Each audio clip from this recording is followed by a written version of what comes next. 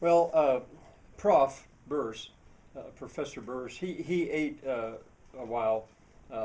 After all, it was his lunch hour, and they they also the conversation went on a little bit, but now it was supplied more by Scott and Katrina, explaining to him that how much they loved what they'd seen at the at the Erstrink Park down there with the children arriving, and he smiled happily and grinned. But then after a while, he said, "Okay, let me tell you, uh, deal more with your question. How did we do this, Scott? Uh, you know about. I've told you cooperation was key, and before you leave, I think you're going to be here for a week. I think before you leave, not Wednesday, because Wednesday's supposed to be a rainy day, but Thursday maybe. I recommend you go up there. There's a chairlift that'll take you up high enough, and then it's a bit of a hike. It's a kind of a pilgrimage in a way to get to that monument. But you know who Robert Owen is, and you'll learn a lot more about him if you go there. And this is, I'm going to let you discover that. I don't want to give all the mysteries, not the mysteries, or treasures of this town away all at once. I think you'd enjoy it more if you discover it. But what you might have more trouble discovering is how did we do it? Well, cooperation. Basically, the town of Erstrink and much of the Farmers Cove formed a cooperative. It was a lot of money, but they pooled their resources and they bought that property. Now, after the man, he got a nickname here. We call him St. Jaffrey's. After he had finished that job, unbelievable job, like a miracle, to clean up the site of the tannery, which had been there for 100 years more, I think. But it was just in ruins. And 350 acres. Imagine that. But most of it was the mountainside, which is now an alp, which you can see, and tan bark pile, the bark for the tannery. That wasn't so bad, but cleaning up that industrial site. Anyway, once that was done, he of course had hopes and plans to sell it for much, much more than he bought it for, because when he bought it, his company really, wasn't him. When they bought it for almost nothing, because the liabilities were so great to how to clean that big mess up, and who knows how much asbestos was in there. And anyway, however, investors that he'd expected or hoped for weren't so quick now. At one point, I think he had hoped for maybe a data center being put in there, but the town, there was such an uproar against that, and the tide was already turning. Now this is 6 years ago, mind you, and with the Great Awakening and change, the tide was already turning, and it became pretty clear that was not going to fly. As it certainly should not have, to think of the beauty. Well, anyway, but it was still a lot of money. And they eventually turned their ideas to other kinds of development, some kind of it was always industrial. But at a certain point, people began to appreciate the value of the beauty itself for tourism. And the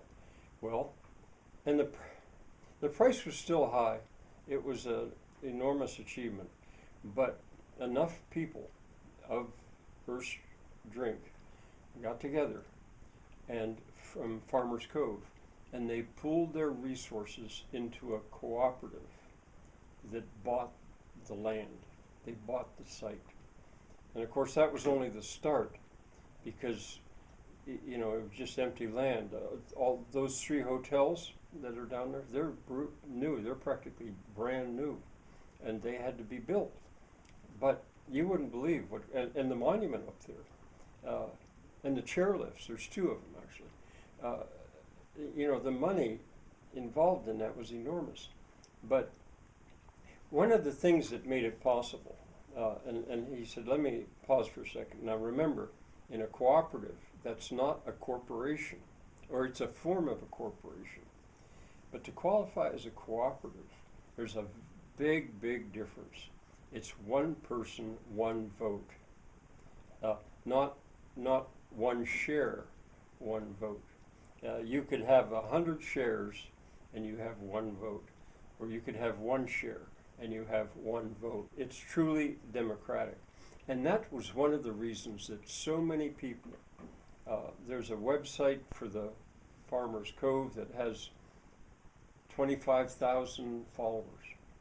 So even though the population isn't that high, so many people love our cove and our town and this whole area that they were willing to put money in there.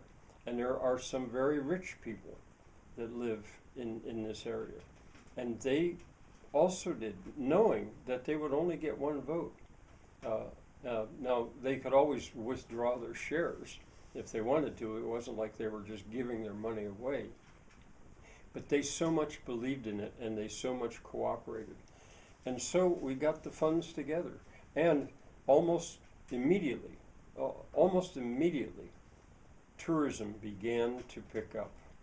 That train that you saw, I believe you've seen that train coming up through and going back, steam engine drawn train, it started to not just make that trip every certain days when special occasions, it began to be daily. And now it's on Wednesdays, it's twice a day, and on Saturdays, it's 3 times a day, because the tourism has picked up so much.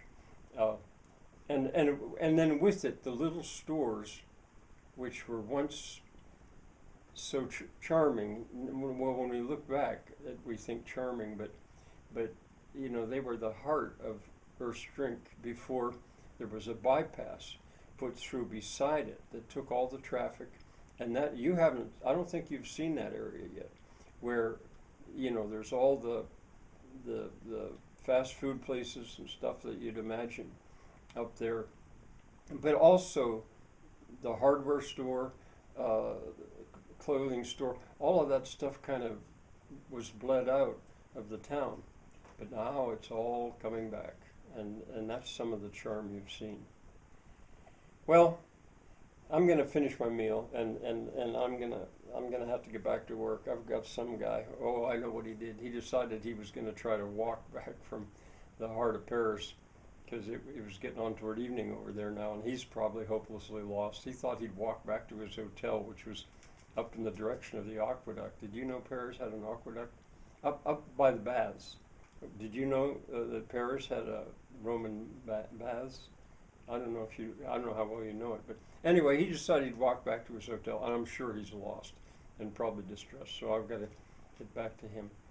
So, I hope you have a great time. Yuns have a great. No, he didn't say that. He said you, because they were being careful because of Katrina. I hope you have a great time discovering the place.